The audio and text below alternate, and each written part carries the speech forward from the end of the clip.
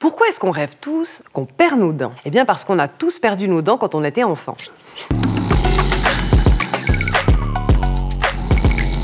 Nos rêves, on ne sait pas toujours quoi en faire. Mais une chose est sûre, ils nous ont toujours fascinés. D'où est-ce qu'ils viennent ces rêves?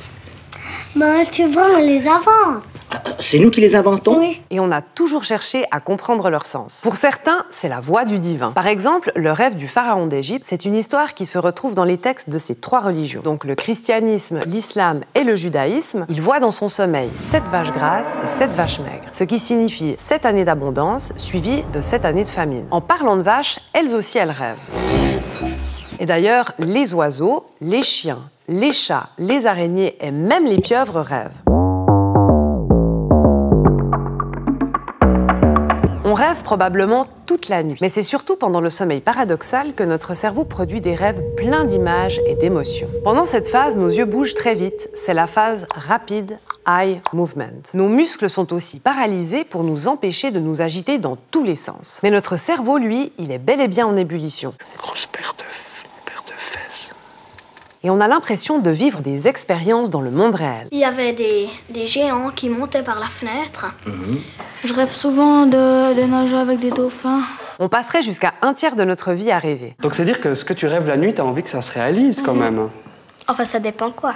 Pas les cauchemars. Mais en fait, ils servent à quoi les rêves? Alors, il n'y a pas de consensus au sein de la communauté scientifique, mais on trouve plusieurs théories. Le rêve pourrait servir à réorganiser ce qu'on a vécu pendant la journée et à digérer nos émotions, ou à développer une créativité impossible dans le monde réel, comme habiter dans une orange. Le rêve pourrait aussi nous aider à faire face à des situations difficiles. Notre cerveau stimulerait donc des dangers pour mieux nous y préparer.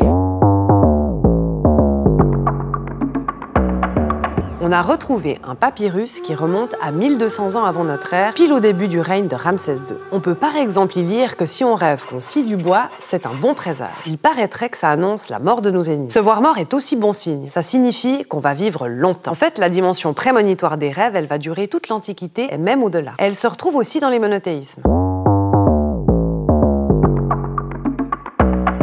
Dans la Bible, le Coran et la Torah, Dieu vient parler aux gens pendant leur sommeil pour leur transmettre des messages sur l'avenir à travers le rêve. L'un des plus connus qu'on retrouve dans les 3 monothéismes, c'est le rêve de Jacob.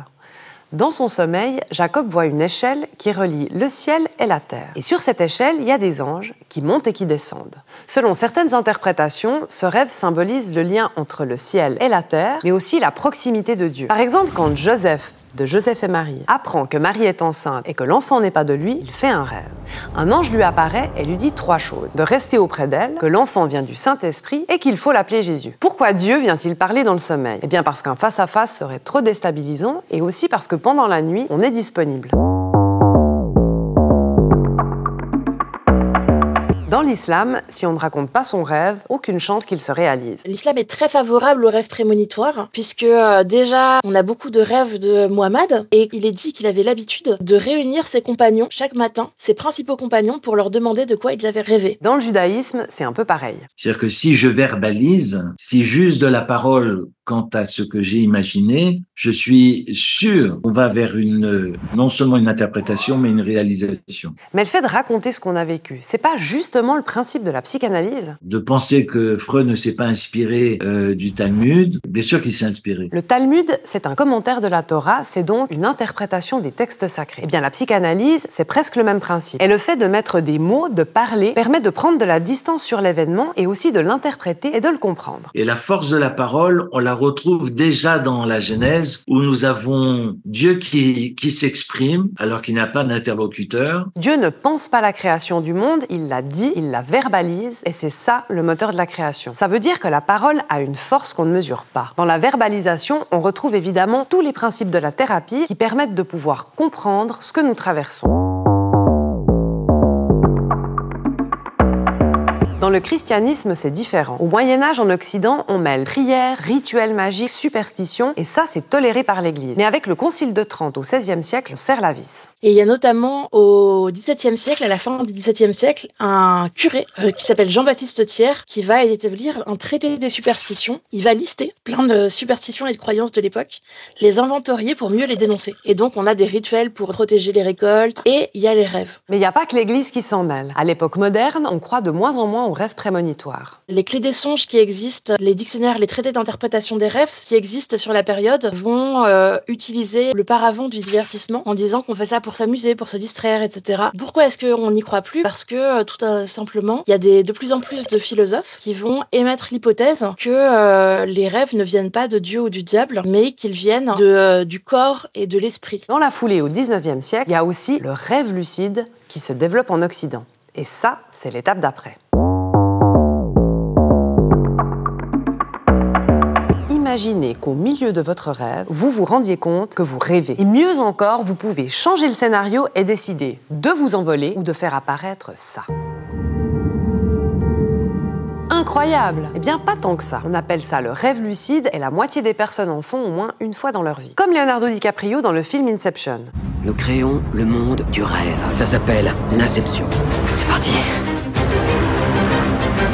Bon, dans le film, ça va un peu plus loin puisque Cobb, c'est le nom du personnage, il est capable d'entrer dans le rêve d'une autre personne et de l'influencer. Et ça reste de la science-fiction. Pourtant, les scientifiques et certaines traditions religieuses voient dans le rêve lucide la possibilité d'améliorer notre vie une fois qu'on se réveille. Ça peut par exemple aider dans le processus de deuil. Dans votre rêve, vous pouvez faire apparaître un proche décédé et lui dire adieu. Le rêve lucide pourrait même améliorer certaines compétences physiques, par exemple. C'est ce qu'a testé le psychologue bernois Daniel Erlacher. Il a pris des sauteurs à la perche et il leur a donné pour mission de répéter leurs enchaînements pendant la phase de rêve lucide. Le rêve lucide, c'est pas magique. Ça demande de l'entraînement pour pouvoir atteindre un niveau de conscience sacrément élevé. Le rêve lucide, c'est aussi et d'abord une expérience spirituelle dans plusieurs traditions religieuses. Et comme pour les scientifiques, dans ces traditions, le rêve lucide aurait un impact positif sur notre vie éveillée. C'est le cas dans le bouddhisme tibétain où on pratique le yoga du rêve. L'objectif, c'est de mieux se connaître et d'avancer dans sa spiritualité. En fait, le rêveur lucide n'a pas l'esprit parasité par son environnement quotidien. Là aussi, l'esprit est disponible. Et ça, ce sont les conditions idéales pour comprendre ce que nous dit notre rêve. On parle de rêve de clarté. Et on peut même entrer en communication avec des maîtres spirituels disparus. Faut pas se leurrer, le rêve lucide, ça demande quand même beaucoup d'entraînement et ça prend pas mal d'énergie. D'ailleurs, les spécialistes comme les pratiquants conseillent de ne pas faire cet exercice trop souvent. Sous l'étiquette du rêve lucide, on trouve aussi d'autres pratiques qui n'ont pas lieu pendant le sommeil. Par exemple, dans le chamanisme, sous l'effet de substances hallucinogènes ou au son du tambour, on provoque des états de conscience modifiés qui permettent de communiquer avec des esprits ou de récolter des connaissances ancestrales. Mais pas besoin de substances ni de techniques d'entraînement, le rêve, c'est déjà en soi la porte ouverte aux créations les plus folles. Les plus folles ? Quel est le point commun entre le Mont-Saint-Michel, la machine à coudre, Frankenstein et le tableau périodique des éléments? A priori, pas grand-chose, et pourtant, ils ont tous été rêvés avant de devenir réalité. Encore faut-il s'en souvenir au réveil. Dites-nous en commentaire si vous avez déjà trouvé des réponses dans vos rêves. Et surtout, n'oubliez pas, faites de beaux rêves.